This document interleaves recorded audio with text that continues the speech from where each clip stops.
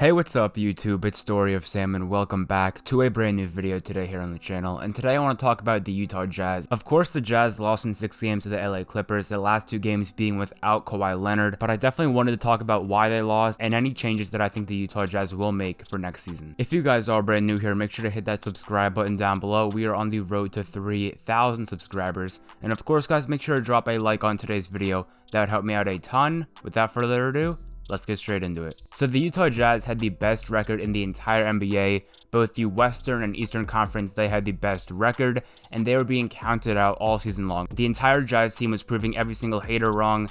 Every single person that was counting them out, saying they weren't going to actually be a good team for the entire season, they were completely wrong in the regular season. Of course, the Jazz were the #1 team in the regular season, had the best record in the NBA, even with Donovan Mitchell missing a significant amount of time at the end of the year. And even myself, I did not believe in this Jazz team in the beginning of the season, but once Donovan Mitchell got hurt in the late regular season and they were still winning games, they were still the #1 seed, still playing amazing basketball, I really started to come around to the idea that the Utah Jazz were actual title contenders, and I thought they could actually win the NBA title, just because they are a very, very deep team, not relying on Donovan Mitchell to carry them every single game, because again, even without Donovan Mitchell in the regular season, they're still playing great and winning games. So that really signaled to me that they are a real threat and should be taken seriously come playoff time. Donovan Mitchell also playing very well this season also made me believe that he could be a #1 option on a championship team, just because again, they have a lot of depth, so it's not like he's a top 5 player in the NBA, but I do think he is top 10, top 15 in the NBA, so I did think the Jazz could actually win the championship before entering the playoffs. Again, Donovan Mitchell was averaging 26.4 points a game, shooting a career high in 3-pointers attempted, and also shooting a career high in 3-point field goal percentage. So Donovan Mitchell definitely made another leap this year. Congratulations to him. And also Rudy Gobert won a 3rd Defensive Player of the Year. Again, known for his interior defense, not great perimeter defense wise, but again, he won his 3rd Defensive Player of the Year. He signed a massive contract, a massive contract last season. So it was definitely nice to see him getting awarded in the regular season. Jordan Clarkson, the 6th Man of the Year.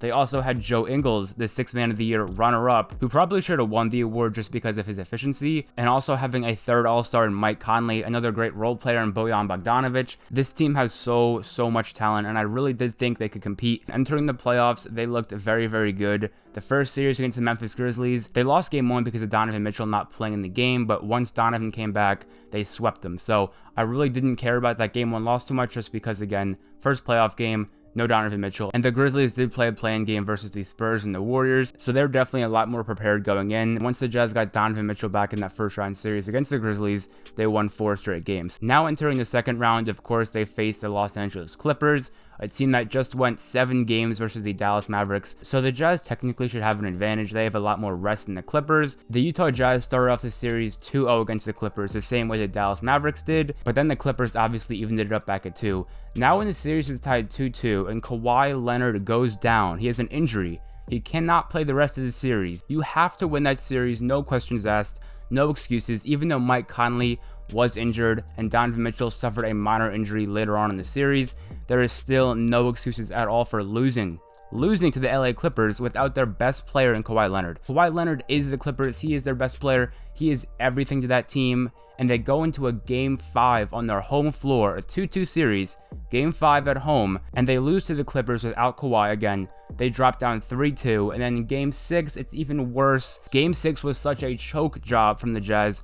It was so hard to watch, just seeing them miss 3-pointer after 3-pointer and watching the Clippers continuously make 3 after 3 after 3. It honestly seemed like the Clippers made every single shot in that second half. Now it is time to talk about Rudy Gobert, probably the person that is getting the most flack for the Jazz losing game 6 and overall just losing the series to the Clippers, because his weaknesses were basically exploited at the end of game 6. Clippers went to Reggie Jackson, Patrick Beverley, Paul George, Terrence Mann, and Nick Batum. Nick Batum playing the 5. He was playing the center position against Rudy Gobert. They're going for a 5-out, a small ball lineup, and that is basically Rudy Gobert's biggest weakness, because Rudy Gobert isn't skilled offensively. He cannot take advantage of mismatches. He has no post moves, no offensive game, so he can't score on Nick Batum. They can't just throw the ball down to Gobert and have him do a drop step or hook shot and score on Nick Batum every single time like a really skilled DeAndre Ayton would, or just any other really skilled offensive big man in the game. They can't run their offense through Gobert when he is a mismatch. So when the Clippers went to the small ball lineup, Rudy Gobert basically became useless on defense because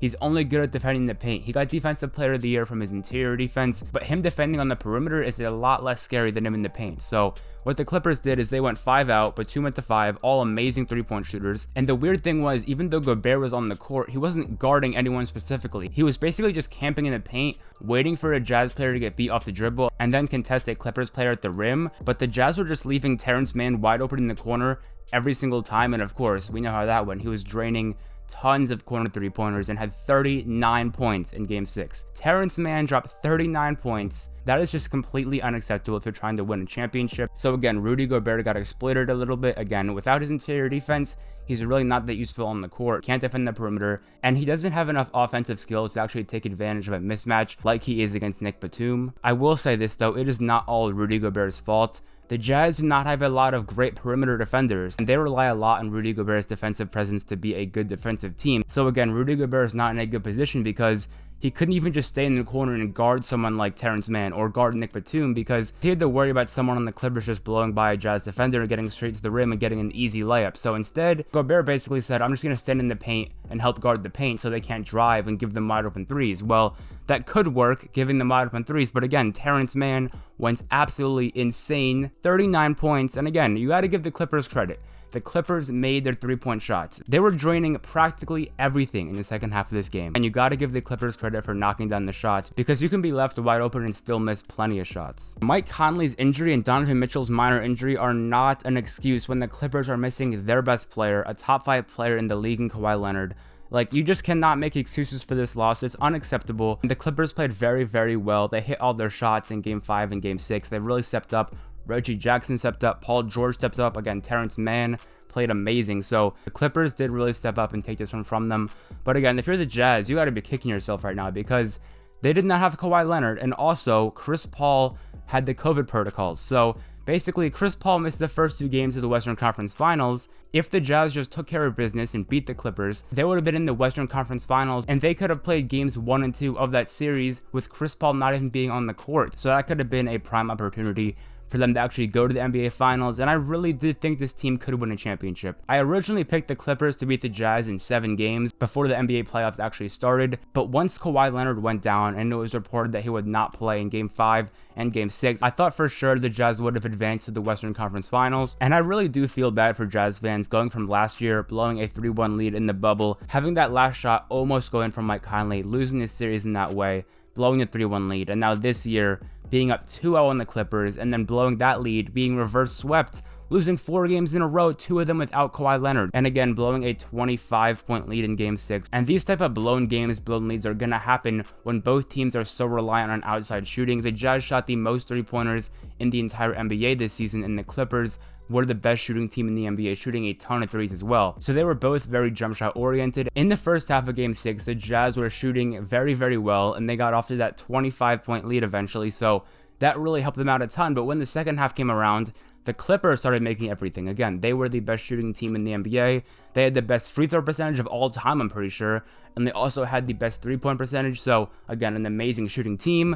The Clippers started to catch fire in the second half, and the Jazz couldn't make a basket. With Rudy Gobert not really being able to score at will against smaller guys, they really had limited options on offense. The Jazz were not hitting shots, and the Clippers were making everything. Granted, they were wide open 3-pointers. They weren't playing Zubats at the end of the game, just all really good 3-point shooters. So Gobert really couldn't defend the paint and really had no good options on the court. And just overall, this Jazz team is super, super talented. They have a lot of depth. Again, 3 All-Stars. Mike Conley is a free agent after this season, and it really begs the question of how can they re-sign him? Can they re-sign him? Because I'm pretty sure Mike Conley is going to get a very, very big contract this offseason. But other than that, I don't think they're going to trade Rudy Gobert, trade any of their other star players, because, again, they were the #1 seed. They were supposed to go to the Western Conference Finals, possibly even the finals, and maybe even win that. So I'm making this video because they were a disappointment. I expected more from them, and I think this team really can make finals runs and win championships because they are built really well, and they are all pretty much in their prime. No one's like really old, no one's super young. They are all in a very, very good spot. So I think this team should just run it back and try to sign Mike Conley, and also maybe get a couple of wing defenders because they drastically need those. Anyways, guys, I hope you enjoyed today's video on the Utah Jazz and how they were a massive disappointment.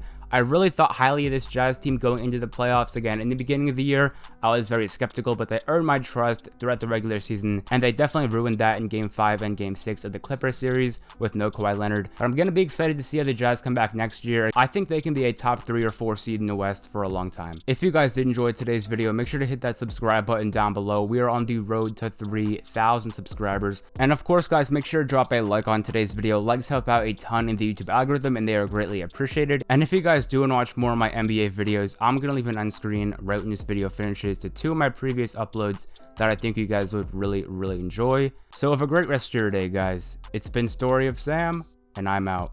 Peace.